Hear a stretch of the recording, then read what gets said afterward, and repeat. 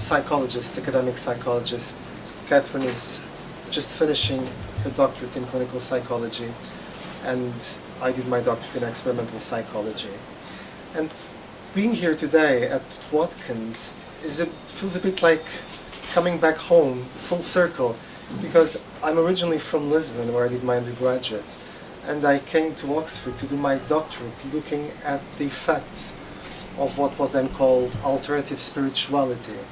So to what an extent do spiritual practices influence the way we think about the world and others and how we act? That was between 2000 and 2005. So it took about 10 years to write this book and think again more deeply about how techniques like meditation and yoga can change us. And what triggered this and what made us work together was a research project we started around 2010-11 on the effects of yoga and meditation in prisoners. So Miguel and I worked together as part of a team at Oxford University on the research study. And it was a study across 7 prisons in the UK, and we looked at the psychological effects of yoga and meditation with prisoners. So there was this charity called the Prison Phoenix Trust that's been running yoga and meditation classes in British prisons for about the last 25 years? 25 years now. Yeah, and they've got thousands and thousands of letters from prisoners talking about the benefits of doing yoga and meditation in prison. But there really wasn't much scientific evidence. So our study was kind of one of the first of its kind in terms of using a control group and comparing sort of a yoga and meditation intervention to not doing yoga and meditation. And what we found was that 10 weeks of yoga in prisons reduced psychological distress, it improved mood, and it reduced stress. What we didn't find was that it didn't seem to have any effect on reducing aggression or improving interpersonal behaviour, so the way that prisoners behave towards one another. And that was something that we were expecting to find. Yeah. And it kind of, the process of doing this research led us to becoming more and more interested in the way in which yoga and meditation could bring about personal change, not just for prisoners but for all of us.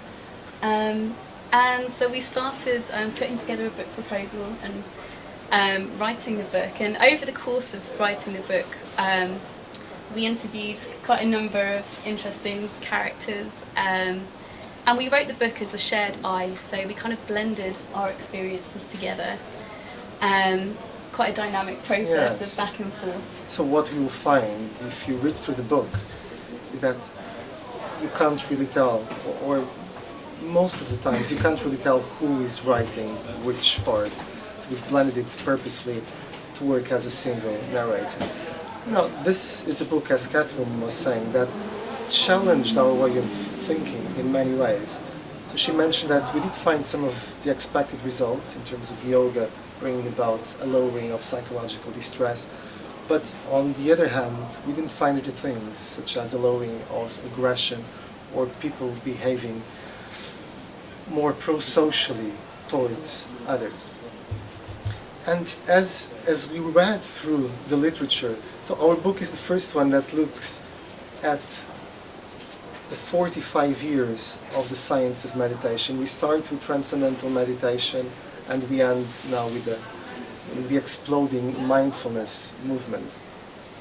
And as we read through the scientific studies and we interviewed some researchers, we were challenged in different ways to consider the tremendous amount of individual variations of how people react to these techniques. That on the one hand.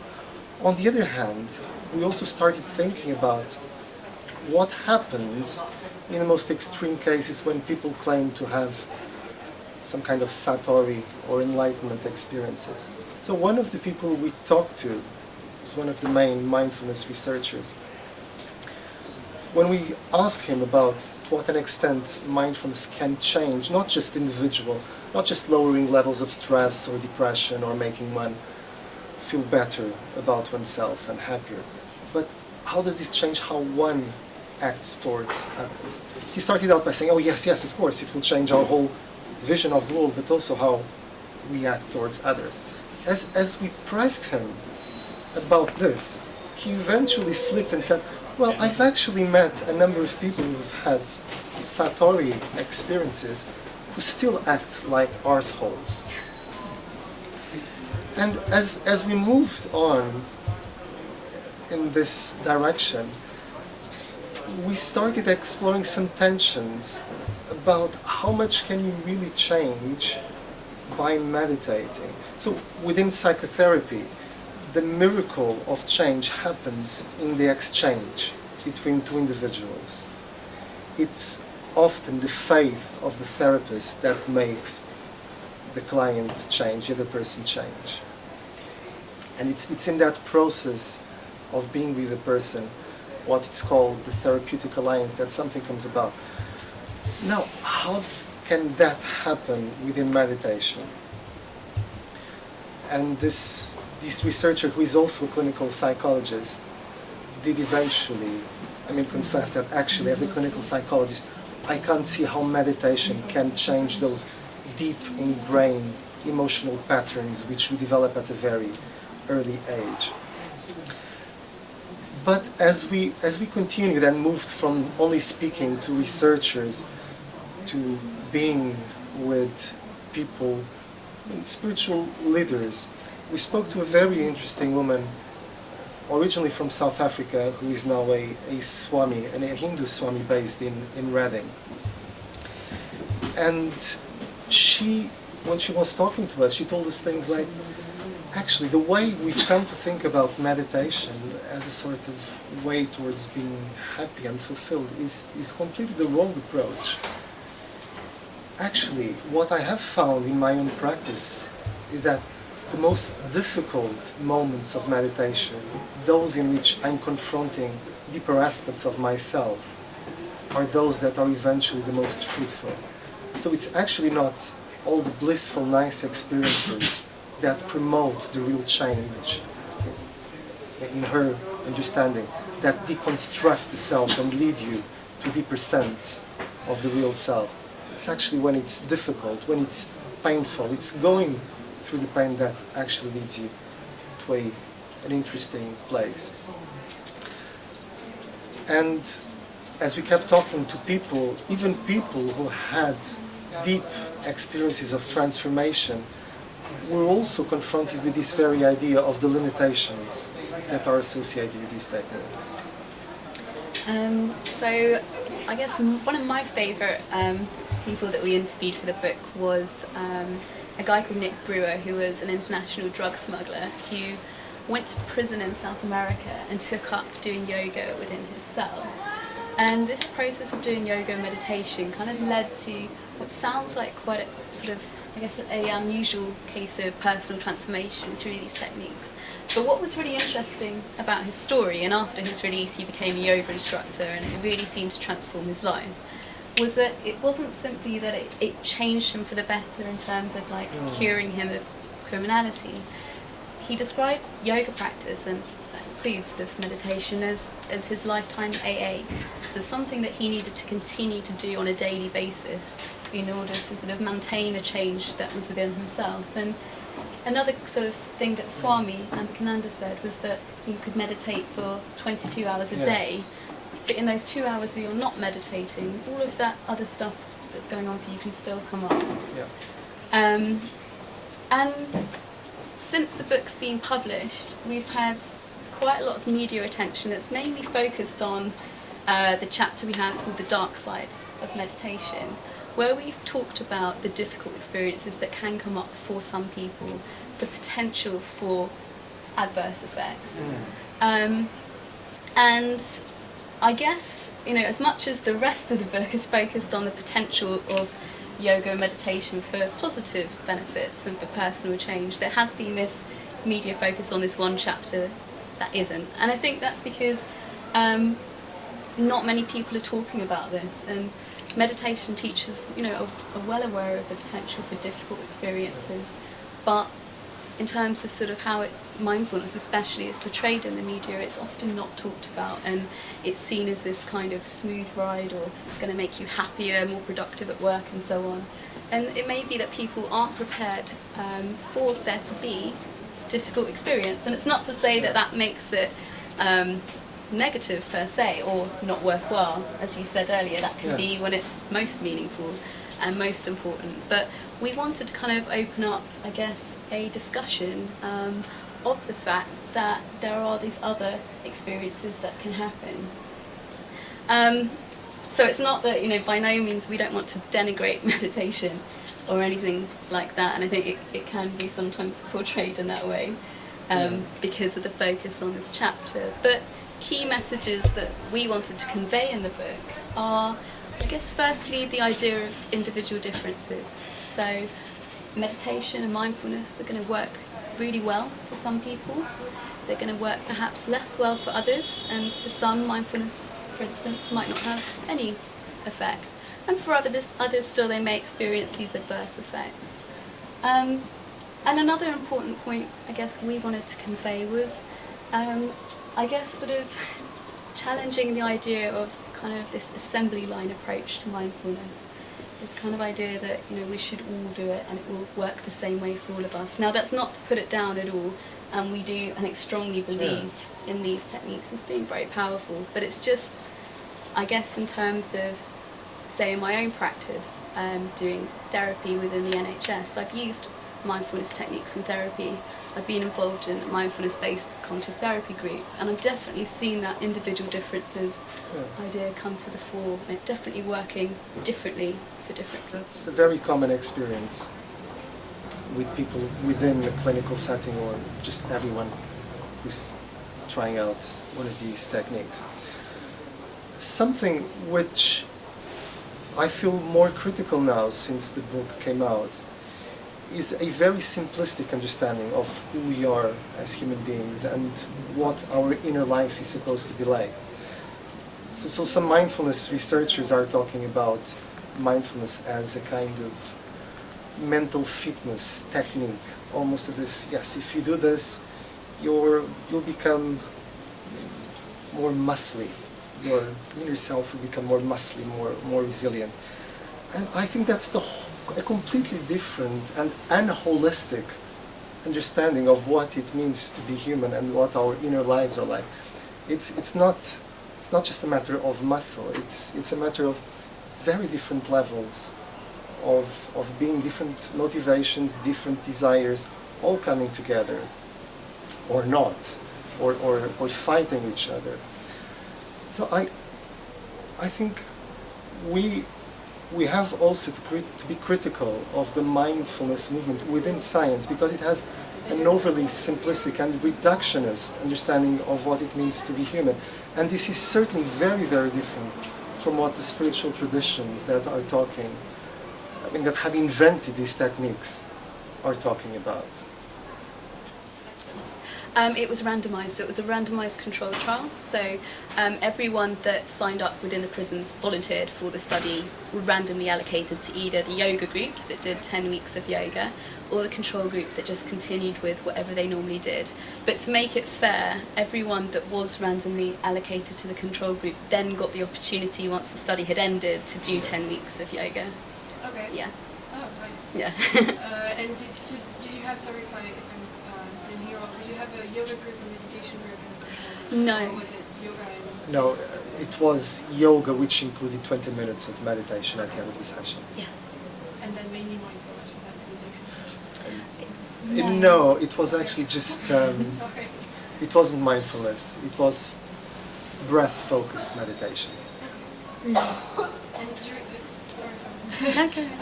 When you looked at the demographics of the control group and the yoga meditation group, did you find any particular trends in age? I'm guessing gender was male. We did recruit from one female prison as well, but majority were male. Yeah, majority were male. We found that older participants tended to do more of the yoga sessions, so they were more motivated. Thank you. Okay. Yes, please. Yeah, I'd like to ask you about controversial chapter that he was talking about. What's it called? What's the chapter called? The dark side of meditation. Dark side. Would that have anything to do with an aspect of the dark side of oneself? Facing it, would you say? Called a shadow. Yes. Because we all have a dark side, right? Well, we were saying towards the end of our talk, some of these mindfulness researchers don't consider it. So I'm not sure if they think we do have a dark side or not. But that's not their perspective at all. So in our dark side chapter, we talk about different things. One is the possibility that meditating for some people may lead to adverse effects. So rather than lowering levels of stress and anxiety and depression, it can make you more anxious, more stressed, or more depressed, or even lead to psychotic dissociative episodes. That's one aspect of it. The other aspect has to do with how meditation techniques have sometimes been used for very different purposes than what we'd expect. So not for peacemaking, but actually to make you a better soldier or a better assassin. Well, I was thinking that there's different types of meditation. Yes. It's like intentional. Yes. I mean, I think we'd agree with that. It has to do with intention. It has to do with the motivation. So these are techniques which can be used in very different ways. But the way it's being portrayed, especially within the mindfulness movement, is that it only leads towards good. But that's certainly not the case. And there's plenty of historical evidence that that is not the case. But it certainly leads to a reduction in stress, or not? Has this been so? I mean, because I'm trying to write a book about the effect of stress on the workplace, and I suggest meditation rooms. So does it lead into a reduction of stress or not?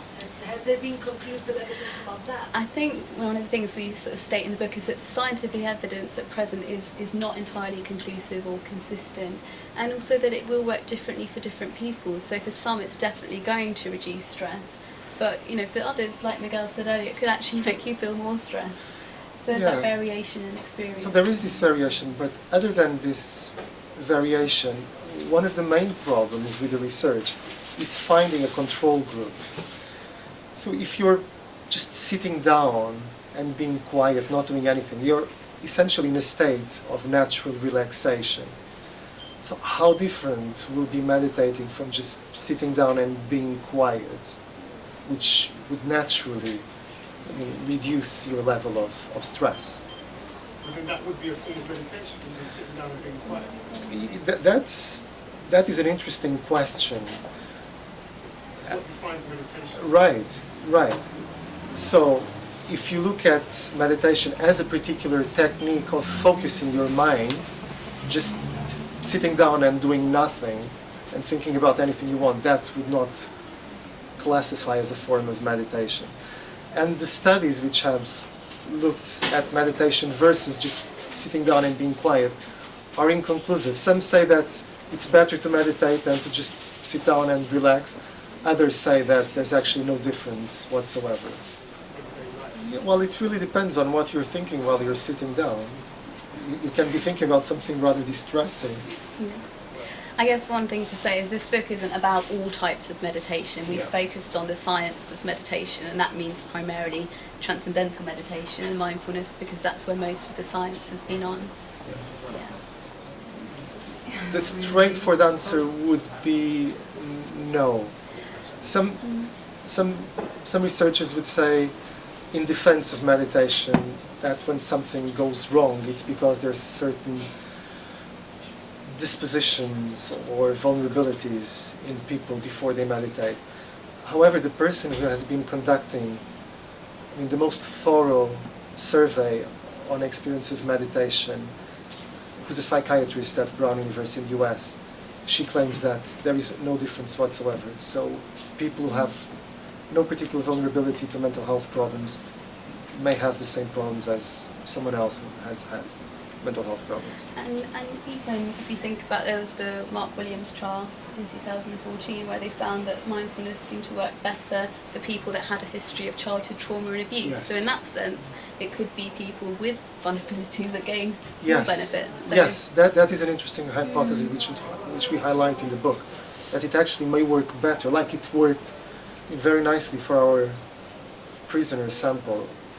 These techniques may actually work better for those who are vulnerable psychologically. That touches the question I was going to ask. Yes.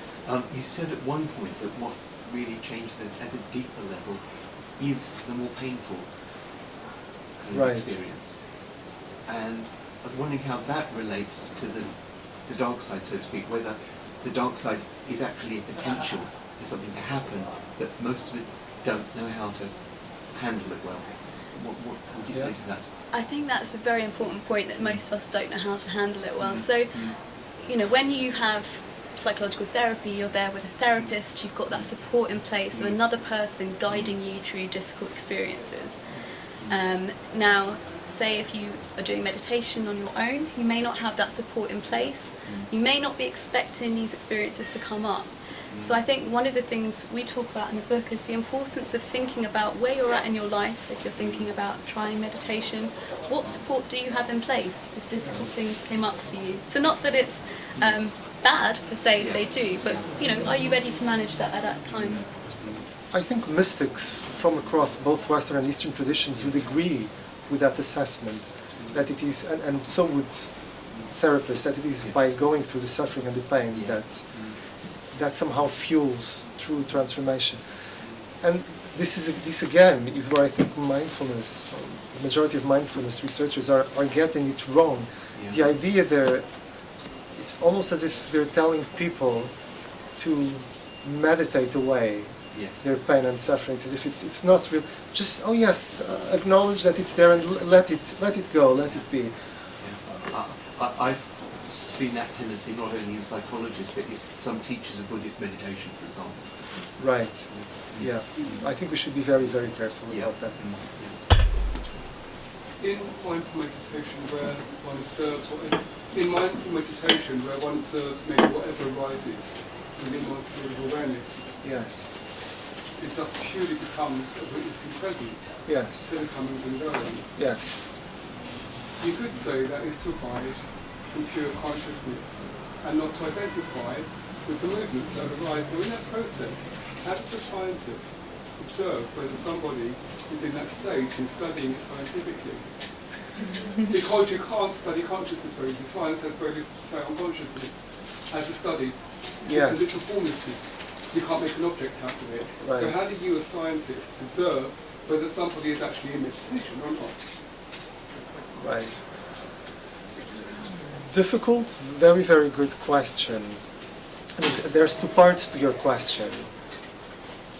One has to do with the depth of experience of meditation, and the other has to do how can we actually assess the experience of meditation. So on the first one, speaking to some Buddhists, what they have told us about mindfulness, the use of mindfulness in therapy, is that it's only the first stage of Buddhism. Not just meditation, but Buddhist teaching. So it's a very, very shallow, superficial level. That it's not supposed, it's sort of preparation towards entering a proper process of change. So we wouldn't really expect to see any serious changes at that level. Now, how would you be able to assess, especially at a deeper level, those changes? I mean, it's difficult. Some people have been using brain imaging scanners and asking monks who have been doing it for 20 or more years to put themselves within a particular... There's a study done with Carmelite nuns where, again, you put them in a brain scanner and you ask them to think of an experience they've had of great proximity to God. And I mean, various things happen. I mean, just to give the example of the Carmelite nuns, when they're thinking of themselves as very close to God, you see a particular activation. Yes, but that's not the same as well. That's not mindfulness, is it? Because when you enter into a thought about being close to God, you enter the thought process, which is to step out of meditation, you could say. That could be contemplation. And therefore, that's the whole purpose. If you impose a question which someone has to then think on, that would not be to be in meditation. That would to be in contemplation. Right. And that's not the same thing. So mindful meditation doesn't ask us to think about anything. It simply asks us to observe whatever arises, thoughts, feelings, or otherwise. Well, the straightforward answer is that you don't stop thinking. Your brain doesn't stop working. No, but the meditation is the observance of whatever moves through, not the identification with what we've studied, the pure awareness. It is observing whatever moves through the observation. As a scientist. You can only look at it indirectly. Yeah. That would be my answer. Yeah. Thank you. Just in terms of that gentleman Yes. talking about my understanding of mindfulness, and he talks about in your presentation about the sort of conveyor belt sort of reductionist, popular sort of view of mindfulness, and maybe that's the only bit that I've ingested when I've watched YouTube videos and listened to CDs and things like that. But so that was my understanding of mindfulness, about managing thoughts as they come through, finding like a sense of calmness in being able to kind of stay centered rather than ungrounded. And so I don't know if the mindfulness meditation that you were doing in your research went deeper and therefore brought up difficult feelings for people, or did you stay at that sort of first level, if you like, of popular? So we our research didn't involve mindfulness meditation, it involved yoga class that contained some breath focused meditation. So my question there is, do you think that mindfulness practice could bring up a lot of difficulties? We have had a number of emails from people since the book came out talking about difficult experiences they've had, not only on, say, retreats where you might expect, if you're meditating for 6 hours a day, you're on a silent retreat, you might expect perhaps difficult experiences to come up more than if you were doing 20 minutes of mindfulness meditation a day. But there is still the potential for things to come to the surface, perhaps, which people may not have been expecting. We've certainly been contacted by people who have had difficult experiences through mindfulness, and there is a sense as well of them thinking that they did it wrong or blaming themselves, and I think... So one of them gives a very poignant example, how she was having a panic attack and becoming more and more stressed. And the instructor simply said that, oh yes, some people who are very stressed before they do this, they may feel something like that. Which, we don't think is really addressing this person's experience. And there's at least one study that shows that 2 days of 10-20 minutes of mindfulness meditation, only 2 days of this increased their levels of biological cortisol, so biological stress, instead of decreasing, which is what they were expecting. That could be a bit scary then, because it seems to be a sort of platitude or some wonderful thing, and try and get a lot calmer. But it's obviously that it could have. Yeah, we're not trying to scaremonger or sort of suggest I'm that. interested. I think for the majority of people, that isn't necessarily going to happen. But I guess it's the possibility that it could, and we just wanted to challenge the idea that it's very pervasive, in the media of it's going to be good for everyone. Everyone should do it. We should do it in schools. It's going to, solve the mental health problem of children and adolescents, and it may not work the same way for every person. I think we need to look at it. Holistic, really. Look at it as a multi-level, multi-dimensional process. Not the least, so that we don't forget why these techniques were created for, which is really to deconstruct our sense of ego or self. Not just to get us on a high, to get us to feel better about ourselves, but to actually challenge us. Can you give me an example of how you would define the methods, if you like, in your perspective of mindful meditation? You mean method of Yeah. studying it? Yeah, in your studies, what methods was they using? Was they using breath, like what? Because I think that you've got your definition of meditation. I think that's where some of this discussion has gone.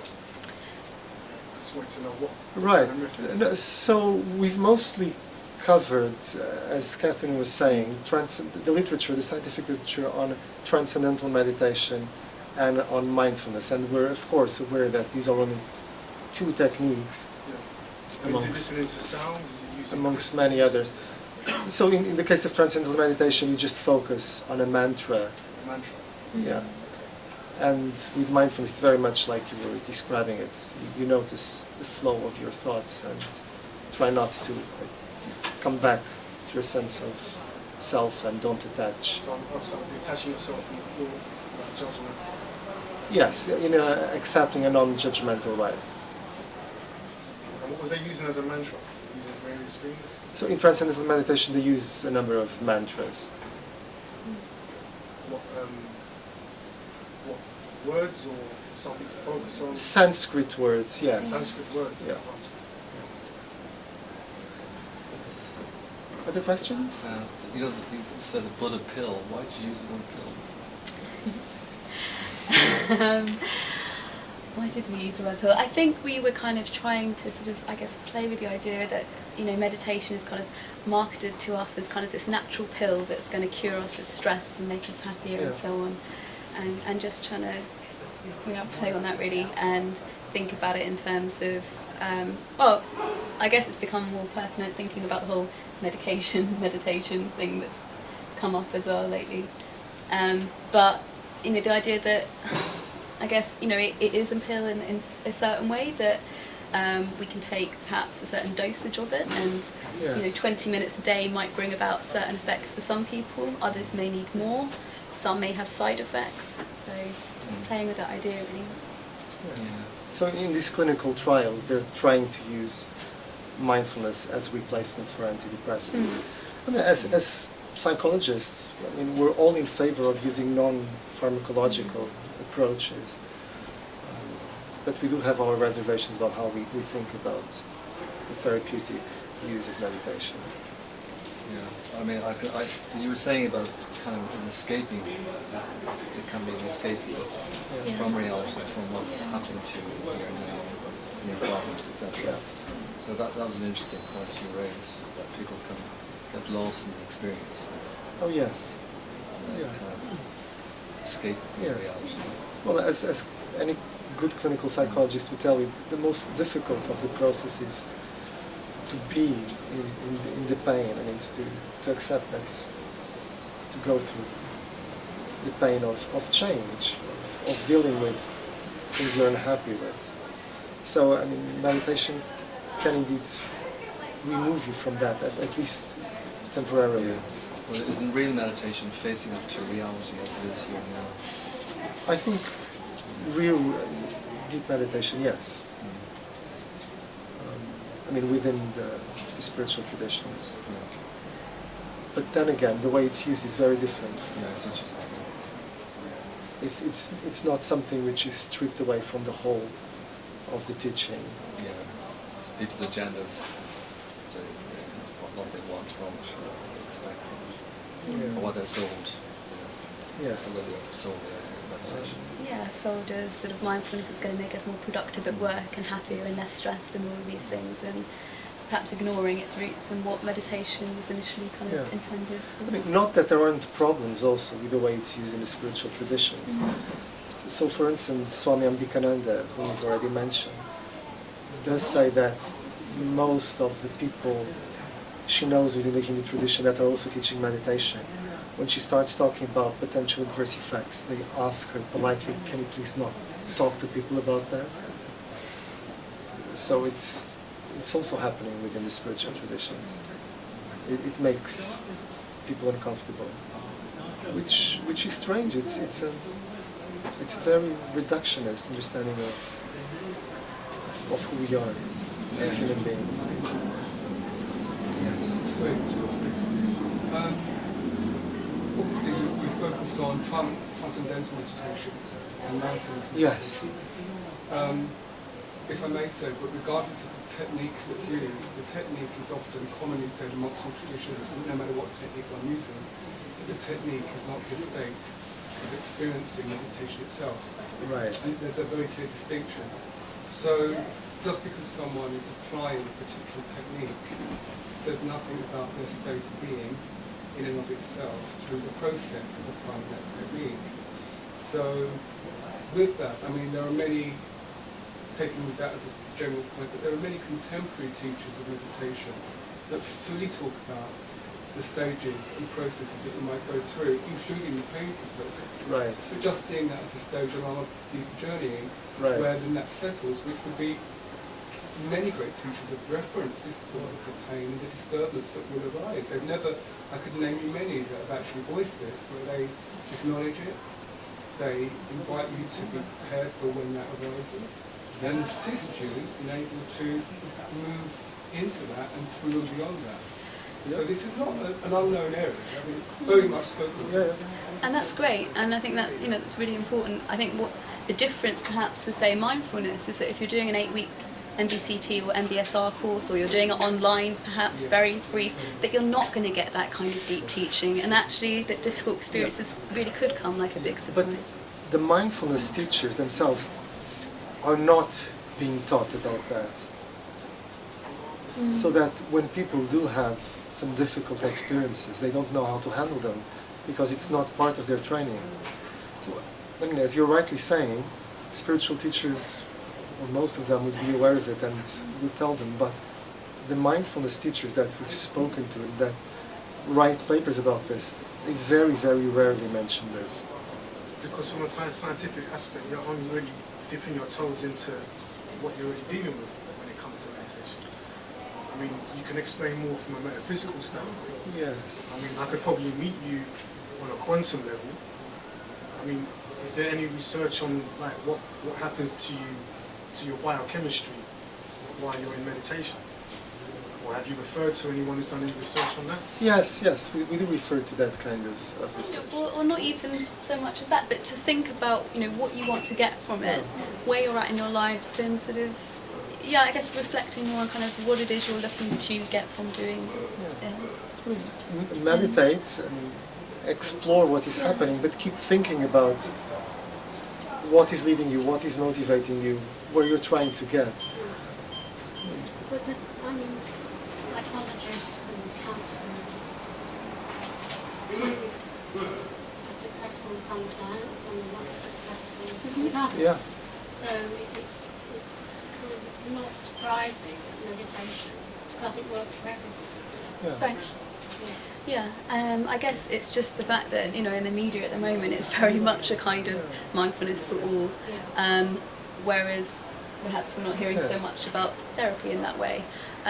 Just as I think we wouldn't say mindfulness or meditation for all, probably wouldn't say a particular type of therapy for all, and it's about finding the fit, what's going to work best for you as an individual. Yeah. So I started out by saying that I became an academic psychologist because I was interested in looking at the processes of personal change and transformation through spiritual techniques, but also through psychotherapy.